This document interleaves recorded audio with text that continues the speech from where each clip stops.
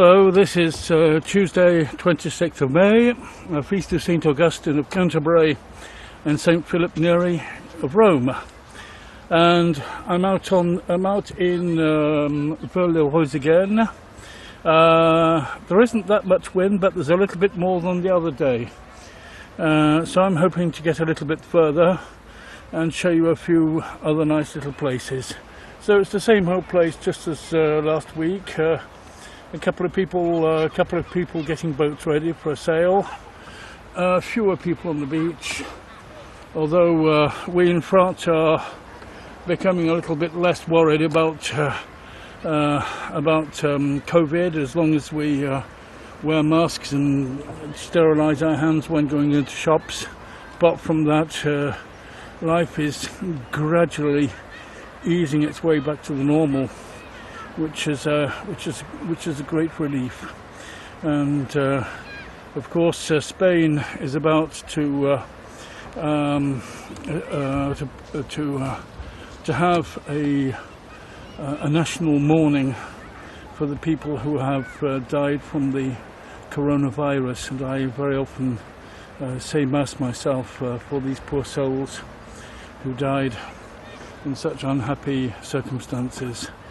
So we must think of them, and in honour of them we continue to take care for ourselves and for our loved ones and for our friends. But anyway, out here on the sea, I'm in the middle of nature. There is the risk is connected with the presence of other human beings. There aren't any around where I am just now. Anyway, so I'll sign off here and I'll go up to that place I wanted to go up to. The tide is quite a bit higher than the other day, so I'll show you that nice little stairway that I wanted to show you. So when I get there, I'll open up again. It's a little bit disappointing. I thought we were going to get a little bit more wind than this. It's another slow boat to or from China, but there's a little bit of wake there, and there's the westerly sun slowly going down, and so I'm now looking towards St. Valery-en-Caux. There are the windmills on the cliff edge showing a northerly wind coming from the direction of England. And there's a tiny bit of wind on the water.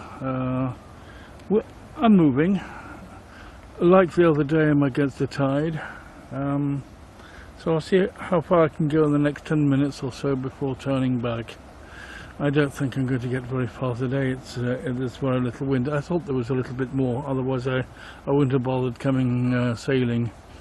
Yesterday there was even less wind, and I said no, that's not the it's not on. But you can see the tiny little ripplets in the water, and I can feel it. I can feel it on the side of my face, but I'm just ghosting. Time's getting on, so I decided to turn back. So I'm now going towards the cliffs. I'm close hauled. I can see a little bit more of a breeze on the surface of the water, and I can feel it on the side of my face. So I've sheeted in the sail, and I'm moving quite nicely. So I'll just tack my way back to the beach, and that'll be that for today. It's a clearer day than last Wednesday, and these cliffs are absolutely magnificent. I don't know if I put the camera there, it should focus on the cliff rather than on parts of the boat. So I'll just pan along the cliffs. They're looking up east towards Veules and Dieppe. Something you learn at sailing school, especially with the introduction to regatta sailing, they teach us, is that the real direction of the wind is often deflected when you're near the coast, especially with these cliffs. So what is actually happening is the wind is coming from the sea, and I would get its true direction if I was further out to sea. But here near the cliffs, the wind is bent, and it's actually well, exactly where I am, my current position. It's coming from the west, whereas the actual wind direction is from the north. So what it's doing is it's going against the cliffs, and then it's being bent, and that can sometimes be very useful for some regatta manoeuvres, and it can also be very disadvantageous. So you really got to know where you are. I'm not very interested in regatta sailing. I've done a little bit, but it's just not my thing. But it certainly gave me a good training in reading the wind and getting a good idea what I'm doing. So what's actually happening now is it's a 70-odd coefficient tide. So I'm going with the tide. So I'm actually going sideways. I'm going out to sea, but also I'm going sideways. And then in a short while I'll tack and then get a little bit further to the beach. So these magnificent cliffs again.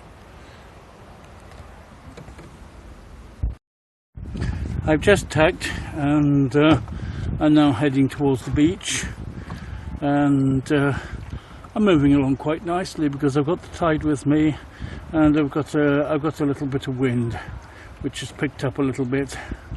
So you can see the stuff I've got in the boat, very little. I've got an anchor. I'm unlikely to need it, but it's there in case. Boat hook.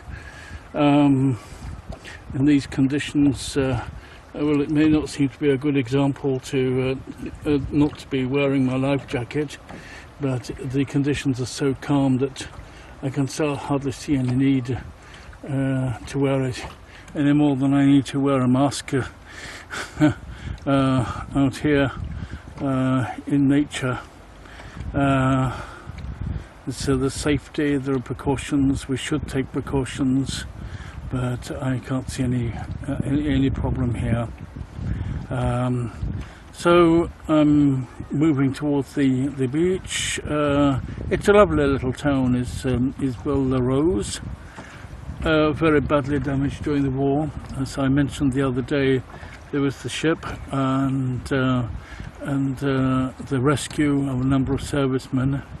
The seafront was destroyed in 1940, but the rest of the town is practically intact.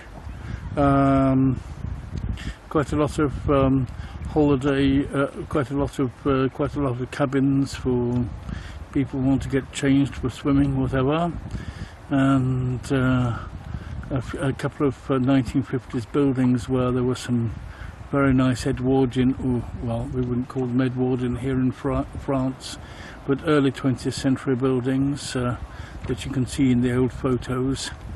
There's the old church. I don't know if you can see it in this video, but you can see the tower. It's a medieval church, a very wonderful, very lovely medieval church, actually very Saurum.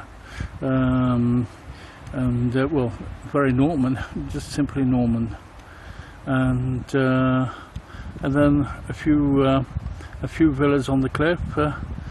Some of those are from the 1950s, and some of them are a bit older, from the great days of people spending their holidays in comfort and style. So we approach. And yes, it's a little bit difficult to find just the right point of sail. In theory, I'm close hauling because of this distorted wind being bounced off the cliff, but I can see it on the water. I'm getting there. So it's just a question of improvising and because the direction of the wind can change, not very radically, and there's very little of it. But here we are.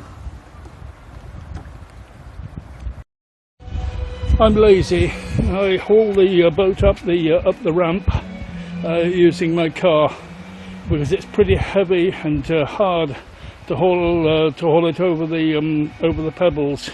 Some of the pebbles just chock the wheels. So I just have this this little system here, just to get off the ramp. And there we are. There's the tractor on the boat I showed you the other day. Cliffs, as you can see by the flag. If you can see by the flag, there's a tiny bit of wind coming from the southwest, although the real direction is from the north. And a few more boats here. 3 moths. This is a lovely little boat here, the Moth. It's a racing boat, very, very light, ideal for the ladies or for a very small man. Very tippy, but they are very fast and efficient. Built in plywood, and with a simple dagger board. For some reason there's a cork in there, and there's a little compartment where things can be stowed. Nice little boat, aluminium mast, but the most traditional ones have a wooden mast.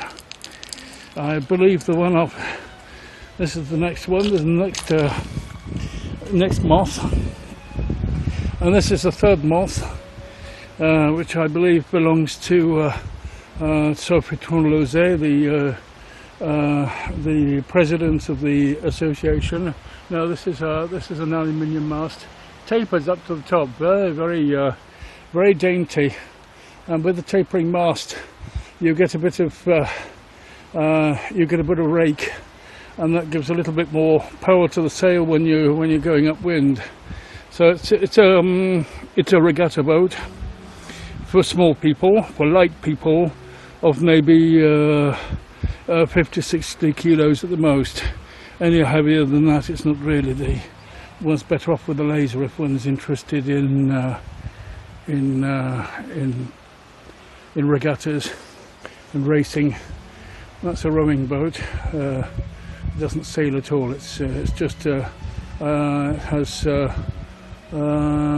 everything for 3 sets of oars. And